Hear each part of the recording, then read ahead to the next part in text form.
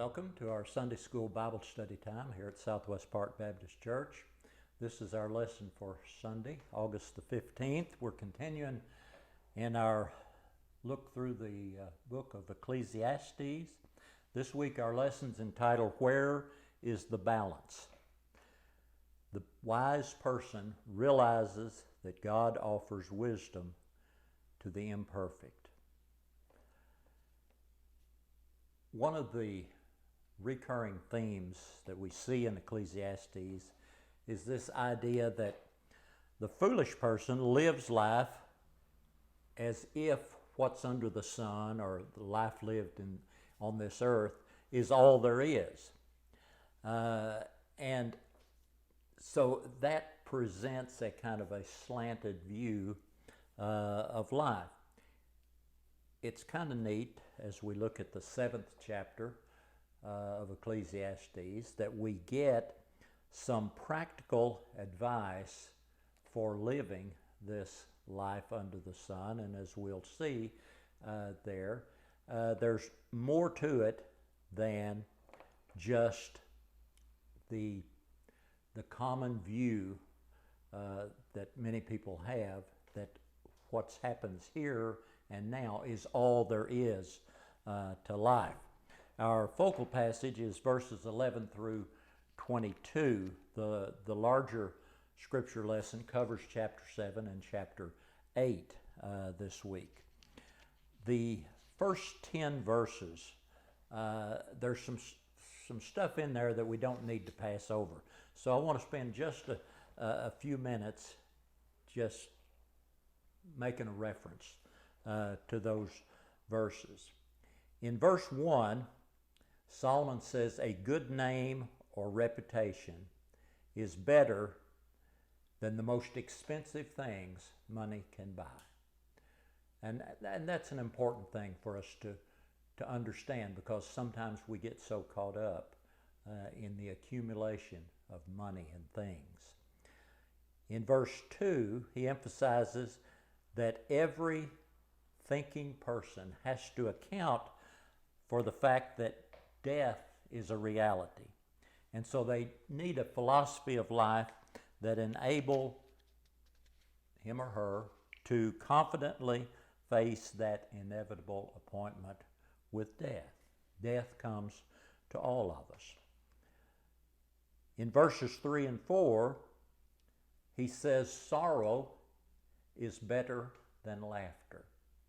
And that's kind of an interesting thought.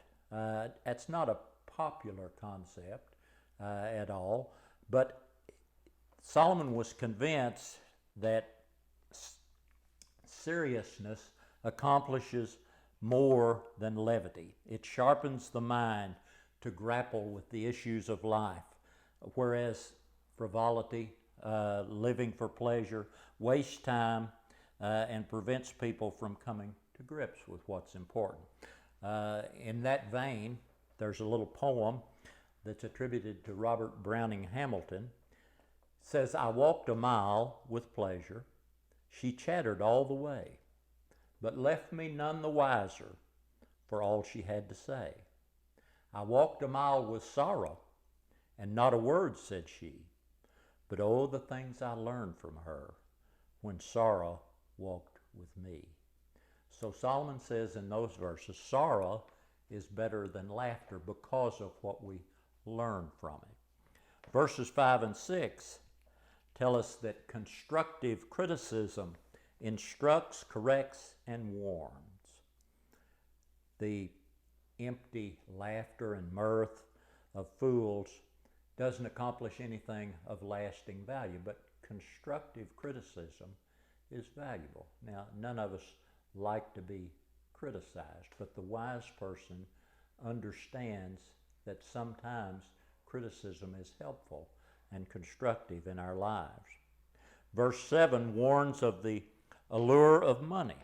The truth of the matter is that no amount of money can deliver a person from the difficulties of life. And we see the reality of that over and over in our lives. Verse 8 challenges us to see difficult times as an opportunity to grow in patience. Patience is an attractive virtue, whereas pride is the ultimate sin that leads to many other sins. Verse 9 warns against the danger of flying off the handle, that quick burst of anger. Such lack of self-control reveals a decided weakness of character. And then verse 10 suggests that another foolish activity is living in the past. When we constantly harp on the good old days and wish that we could return because they were so much better, we're living in a fantasy world, a world of unreality. Better to face conditions as they are and live triumphantly in spite of them. Better to light a candle than to curse the darkness. Now, I got to confess, I've reached the age where I kind of long for the good old days a lot of times. So that challenges me a little bit. Maybe it will for many of you as well. So that brings us up to verse 11, where we really start our lesson today. Verses 11 through 14 talk about how we should accept wisdom. Let's read those verses. Wisdom is good with an inheritance and profitable to those who see the sun. For wisdom is a defense as money is a defense. But the excellence of knowledge is that wisdom gives life to those who have it. Consider the work of God, for who can make straight what he has made crooked? In the day of prosperity, be joyful, but in the day of adversity, consider surely God has appointed the one as well as the other, so that man can find out nothing that will come after him. Verse 11 emphasizes the desirability and value of wisdom. And the whole book of Ecclesiastes has that theme running through it. The first part of that verse compares wisdom to an inheritance. And so you might say just on the surface, well, what in the world do an inheritance and wisdom have in common? But the similarity there stems from the fact that both of them get passed from one generation to another. And that's the way wisdom's imparted, from one generation passed to the next, and inheritance the same way. Also, both have value. An inheritance may have sentimental value or it may have monetary value, but in either case, it's meant to be a blessing to the one who receives it. So, likewise, the person who receives wisdom is greatly blessed. Wisdom is good, he says. Proverbs 2 is a wonderful chapter about the value of wisdom. Starting in verse 10, when wisdom enters your heart and knowledge is pleasant to your soul, discretion will preserve you. Understanding will keep you, to deliver you from the way of evil, from the man who speaks perverse things, from those who leave the path of uprightness to walk in the ways of darkness, who rejoice in doing evil and delight in the perversity of the wicked. So wisdom is valuable because it keeps you from the ways of evil, delivers you from the ways of evil and from those who would lead you in that direction. Verse 12 makes a comparison. It says wisdom is a defense just like money is a defense. And so wisdom resembles money in the fact that both afford protection and security in a sense.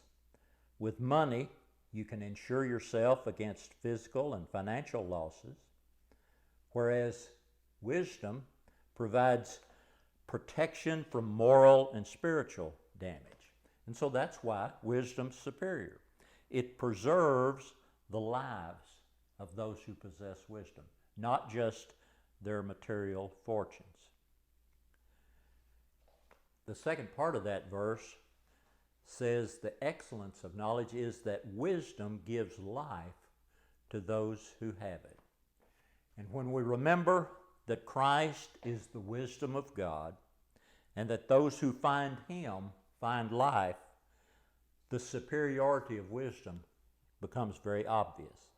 In Him are hidden all the treasures of wisdom and knowledge, as Colossians 2:3 tells us, starting in verse 2, Colossians 2:2, that their hearts may be encouraged, being knit together in love, to reach all the riches of full assurance of understanding and the knowledge of God's mystery, which is Christ, in whom are hidden all the treasures of wisdom and knowledge. So those two verses talk about the value of wisdom in our lives. Verse 13, we find the first mention of God in this passage. The expositor's commentary points out that up to this point in this section, God's name has not been mentioned. The things that Solomon has talked about in the first 12 verses there are advice that are important to any sensible person, even a humanist. But here he begins to look at the God-guided life that doesn't contradict the true wisdom of the ages, but goes beyond it. He says, consider the work of God. The Living Bible paraphrases it, see the way God does things and fall into line. Don't fight the facts of nature. Consider the work of God, for who can make straight what He has made crooked? So that reference to God's making what He makes crooked stresses the sovereign control over everything that God has. And when he says, for who can make straight what God has made crooked, that's a rhetorical question with the obvious answer there that no one can. So, one thing that a wise person will do is consider God's sovereign control of affairs.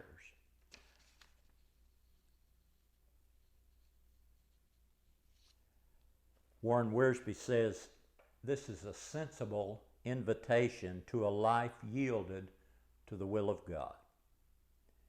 If God makes something crooked, He's able to make it straight, and perhaps sometimes He will use us to work with Him to get the job done. But if He wants it to stay crooked, we'd better not argue with Him. We don't fully understand all the works of God, but we do know that He has made everything beautiful in its time, as we saw a couple of weeks ago. This includes the things that we may think are twisted and ugly. He makes reference to the 1934 Serenity Prayer, and I can't pronounce the guy's name, the German guy, Reinhold Niebuhr. But it's familiar to us, but it's a good thought. Oh God, give us serenity to accept what cannot be changed, courage to change what should be changed, and wisdom to distinguish the one from the other. And so that's a pretty good analysis of what he's saying here. Consider the work of God, for who can make straight what He has made crooked? Verse 14 is closely tied to verse 13. And it kind of anticipates the obvious question that verse 13 raises. If we're powerless to change the way God has made things and what He does, then what can we do? Solomon's answer gives two commands given in two different circumstances. First, he says, when you're experiencing the good things, the good times, rejoice and enjoy God's blessing. And this is not the first time that we have seen in Ecclesiastes this idea that we should enjoy the life that God has given us. Then he says, when the hard times come, understand that God has appointed those times as well as the good times. Our lesson writer points out that it doesn't matter whether you're a new Christian or a seasoned theologian or anywhere in between, that truth is one of the most difficult of our existence. Part of the life of faith is accepting prosperity and adversity from God's hand without being able to explain just how everything will be worked out for the future. That concept, that faith, enabled Job to say in the middle of his adversity, the Lord gave and the Lord has taken away. Blessed be the name of the Lord. Job 1:21. Our lesson writer offers this perspective on verse 14. The two truths of this passage can be stated concisely as praise God in our prosperity and trust God in our adversity. In the end, believers can be sure that God's plans for them are the best. And that's an important consideration because all of us face both good times and bad times. So our response, our reaction to both are important and need to be based on our faith and trust in God. Verses 15 through 18. He says, I have seen everything in my days of vanity. There is a just man who perishes in his righteousness, and there's a wicked man who prolongs life in his wickedness. Do not be overly righteous, nor be overly wise. Why should you destroy yourself? Do not be overly wicked, nor be foolish. Why should you die before your time? It is good that you grasp this, and also not remove your hand from the other, for he who fears God will escape them all. Verse 15, he says, I've seen everything in my days of vanity. So the speculation is that this is near the end of Solomon's life, and he's lived a long life, and he says, I have seen everything. And we use the same expression here in our day. Now I've seen everything, when we witness the unexpected, the paradoxical, the ultimate surprise. And so that seems to be Solomon's meaning here. When I read this, I thought, I've been watching baseball for a long time, 60 plus years, seriously, watching baseball. And so you get to that stage in life, you think you've seen everything that can happen in a baseball game. And I have found myself a couple of times this year watching Major League Baseball games and saying, man, I've never seen that happen before. When you think you've seen everything, no, you haven't. There's always something unexpected out there. He goes on from that to say there's a just man who perishes in his righteousness, and there's a wicked man who prolongs life in his wickedness. This is another one of those very difficult things for us to understand. Why does the good person sometimes die young, and the wicked person seems to flourish and live a long life? In the course of his life, he had seen every kind of contradiction. He saw just people die young, wicked ones live to an old age. The teacher's life, like everyone else's, is lived in a world that's subject to frustration, things we don't understand. It's all very well to talk of accepting prosperity and adversity, as we saw in the previous section here, but it is strange and it's frustrating when righteous people die while they have much left to offer, and villains survive to carry on their evil deeds. Warren Wiersbe says about this, if there's one problem in life that demands a mature perspective, it is why do the righteous suffer and the wicked prosper? The good die young, while the wicked seem to enjoy long lives, and this seems contrary to the justice of God and the Word of God. Didn't God tell the people that the obedient would live long, disobedient would perish? As he points out, the wicked appear to prosper only if you take the short view of things. This was the lesson that Asaph recorded in Psalm 73. It's the lesson that Paul reinforced in Romans 8:18 when he says, "For I consider that the sufferings of this present time are not worthy to be compared with the glory which shall be revealed in us."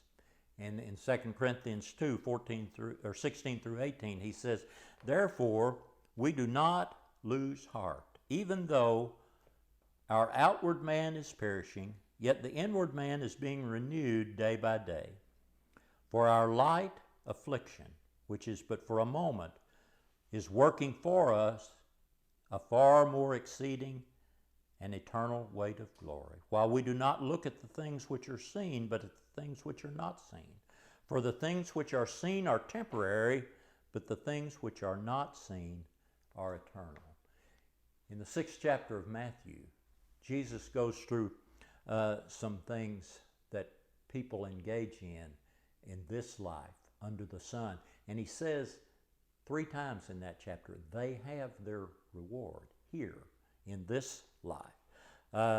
They may gain the whole world, but they lose their own soul. And that's the fate of all who follow their example and sacrifice the eternal for the temporal. Verse 16 is an interesting verse. 16 and 17 really together. He says, "Don't be overly righteous, nor be overly wise." In verse 17, he says, "Don't be overly wicked, nor be foolish." Those verses get interpreted a lot of different ways. Some see this as Solomon again addressing life under the sun only, and saying that that's a world view there, a world of moderation. Don't be too righteous, don't be too wise, don't be too wicked, don't be too foolish there. But can we be over righteous? The Quest Study Bible poses that question and says we can't be too righteous if our righteousness comes from God. God's standard for the people is that they should not sin. 1 John 2:1, "My dear children, I'm writing this to you that you will not sin. But if anyone does sin, we have an advocate who pleads our case before the Father. He is Jesus Christ, the one who is truly righteous." Many of the commentators that I read concerning this verse point out those who take pride in their righteousness and those who base their righteousness on legalism will end up frustrated. And so in that sense, some people, like the Pharisees in the New Testament, are so righteous that they miss God. We call that self-righteousness. So maybe that is what he's talking about here. Again, the lesson writer offers a slightly different interpretation, but has some of the same elements here of these verses, suggesting that Solomon is talking about those who practice their religion not out of love for God, but to get something from God. This person's actions were for his or her own self-centered ends rather than loving, enjoying, and serving God out of a sense of love and devotion. So obedience to God's law in that case becomes a way to manipulate God. In effect, he's saying, I've done my duty, now this is what I expect from you. The lesson writer goes ahead to say, regardless of how you interpret these verses, the admonition in verse 18 is key. We must live obedient lives for the right reasons, and that is the fear of the Lord. When we have the right attitude toward God, when we have the right respect and awe and reverence for God, we're called on to live lives of obedience because of what God has done for us. That is, provided the way to be saved through his grace. The Expositor's Commentary says, we need not suppose that the teacher means that we may be a little wicked as long as we don't plunge headlong into folly. We're not to model ourselves after either the prig or the villain. Neither can lead us to the full life. We need to take both pieces of advice to heart and act on them. The way of victory is to keep God at the forefront of life. Wisdom is not the knowledge of accumulated facts, but the inner strength that comes from a God-instructed conscience. There's a link between the fear of God and the true wisdom that gives inner strength. Proverbs 9:10 says, fear of the Lord is the foundation of wisdom. Knowledge of the Holy One results in good judgment. Warren Wiersbe says about these verses, he says verses 16 through 18 have been misunderstood by those who say that Solomon was teaching moderation in everyday life. Don't be too righteous, but don't be too great a sinner. Play it safe, say these cautious philosophers. But that's not what Solomon wrote. In the Hebrew text, the verbs in verse 16 carry the idea of reflexive action. Solomon said to the people, don't claim to be righteous and don't claim to be wise. In other words, he was warning them against self-righteousness and the pride that comes when we think we've arrived and know it all. Solomon made it clear in verse 20 that we're going to look at here in just a minute that there are no righteous people, so he can't be referring to true righteousness. He was condemning the self-righteousness of the hypocrite and the false wisdom of the proud. And he warned that these sins lead to destruction and death. Verse 18 balances the warning. We should take hold of true righteousness and shouldn't withdraw from true wisdom. And the way to do that is to walk in the fear of the Lord. The fear of the Lord is the beginning of wisdom, as we saw in Proverbs 9:10. Jesus Christ is to the believer wisdom and righteousness, 1 Corinthians 1:30. And God's people need not manufacture these blessings themselves. Verses 19 through 22. Wisdom strengthens the wise more than 10 rulers of the city. For there is not a just man on earth who does good and does not sin. Also, do not take to heart everything people say, lest you hear your servant cursing you. For many times also your own heart has known that even you have cursed others. Wisdom strengthens the wise, he says. Wisdom makes one wise man more powerful than 10 rulers in a city. The New International Version translates that. The wise person fears the Lord and therefore does not fear anyone or anything else. Psalm 112 is a good place for us to look here. Verses 5 through 9 say, how joyful are those who fear the Lord and delight in obeying his commands. Such people will not be overcome by evil, Those who are righteous will be long remembered.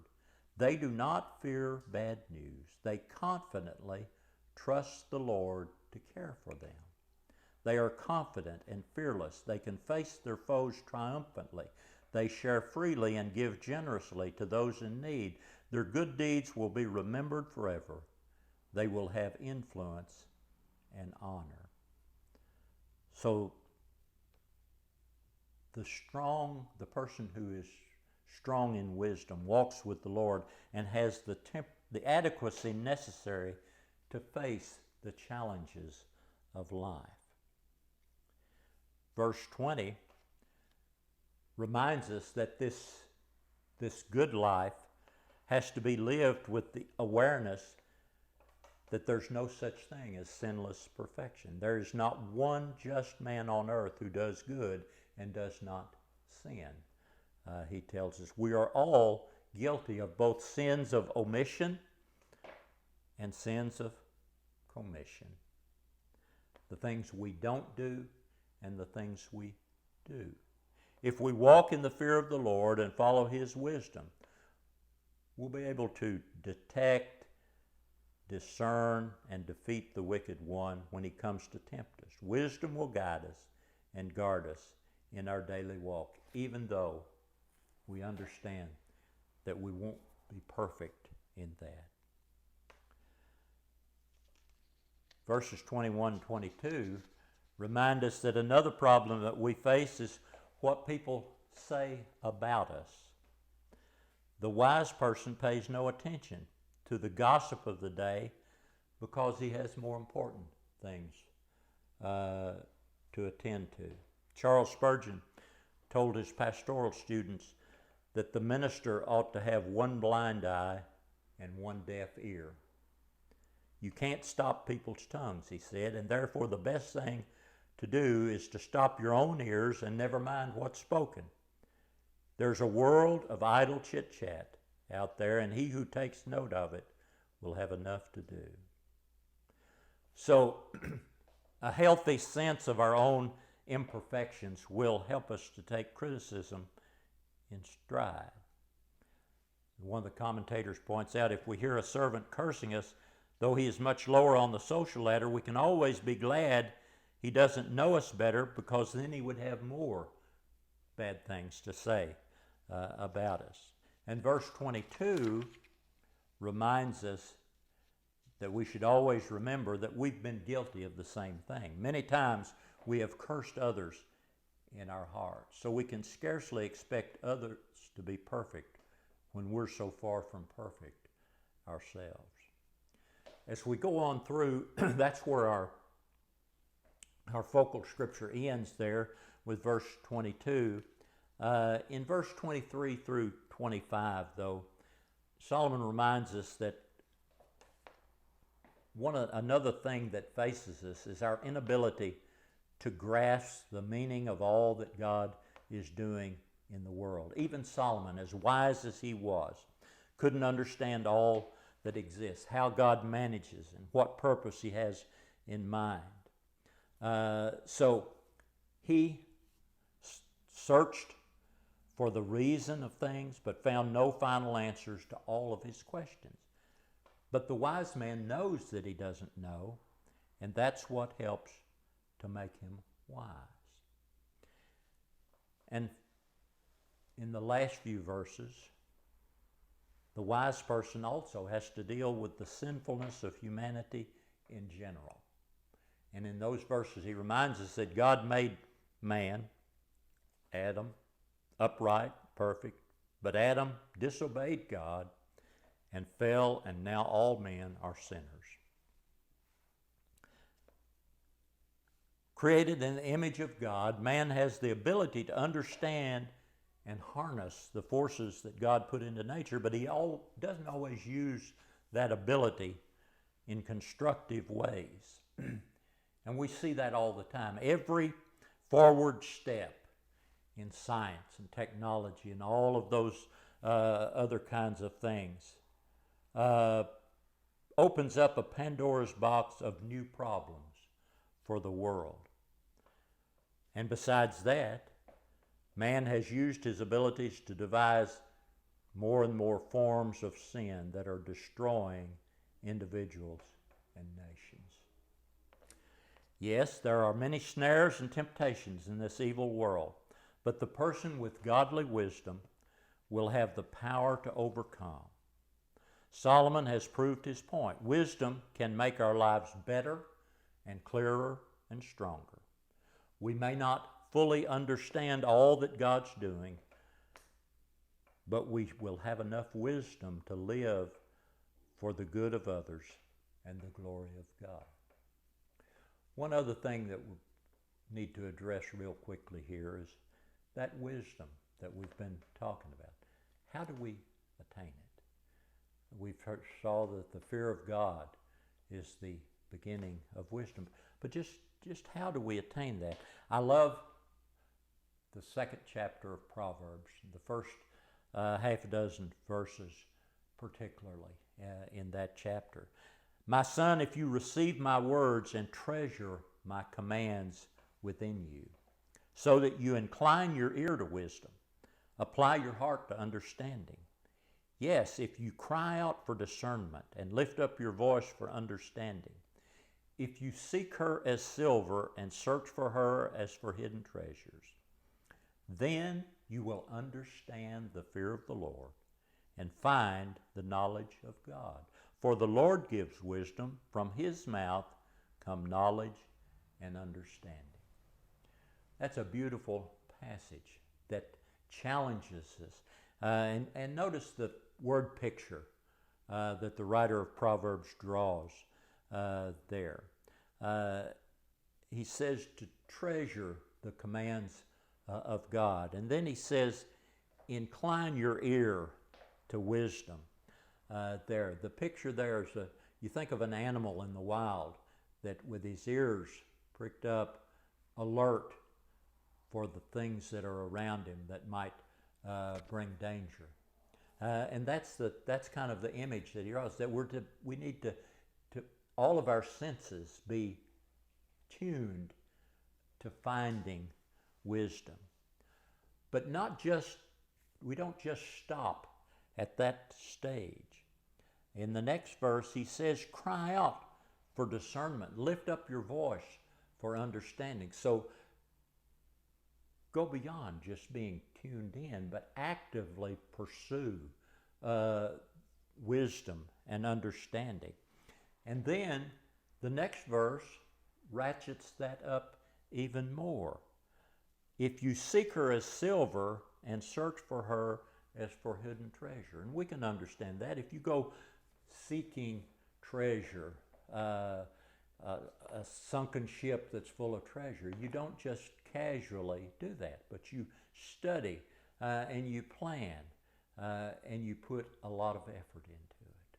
And that's what the writer of Proverbs says about wisdom, that we have to pursue it, seek it out like it's a precious thing that we need to find. So if and that speaks to all of us, because we all need to have that kind of mindset and attitude as we seek the wisdom of God. Max Lucado had this to say about this passage. Although people cannot fully understand all of God's plan, the author of Ecclesiastes believed people could find some of God's goodness. In this passage, Solomon made it clear that wealth can't buy happiness. Enjoying your work and life is a God-given gift. Take your seat in the chair and look around the table at the psalmist David. He motions for you to lean forward. I have a secret to tell you, he whispers, the secret of satisfaction. The Lord is my shepherd. I lack nothing. David has found the pasture where discontent goes to die. It's as if he's saying, what I have in God is greater than what I don't have in life. You think you and I could learn to say the same? Think for just a moment about the things you own. Think about the house you have, the car you drive, the money you've saved. Think about the jewelry you've inherited, the stocks you've traded, the clothes you've purchased. Envision all your stuff and let that remind you of two biblical truths. Your stuff isn't yours. Ask any coroner. Ask any embalmer. Ask any funeral home director. No one takes anything with him. When one of the wealthiest men in history, John D. Rockefeller, died, his accountant was asked, how much did John D. leave? The accountant's reply, all of it. As he came from his mother's womb, naked until he shall he return, to go as he came, and he shall take nothing from his labor, which he may carry away in his hand. Ecclesiastes 5:15. All that stuff, it's not yours. And you know what else about all that stuff? It's not you. Who you are has nothing to do with the clothes you wear or the car you drive. Then he said to them, watch out, be on your guard against all kinds of greed. Life does not consist in an abundance of possessions. Luke 12:15. Heaven doesn't know you as the fellow with the nice suit, or the woman with the big house, or the kid with the new bike. Heaven knows your heart. The Lord does not look at the things people look at. People look at the outward appearance, but the Lord looks at the heart. When God thinks of you, he may see your compassion, your devotion, your tenderness, or quick mind, but he doesn't think of your things. And when you think of you, you shouldn't either. Define yourself by your stuff, and you'll feel good when you have a lot, and you'll feel bad when you don't. Contentment comes when we can honestly say with Paul, I know what it is to be in need. I know what it is to have plenty.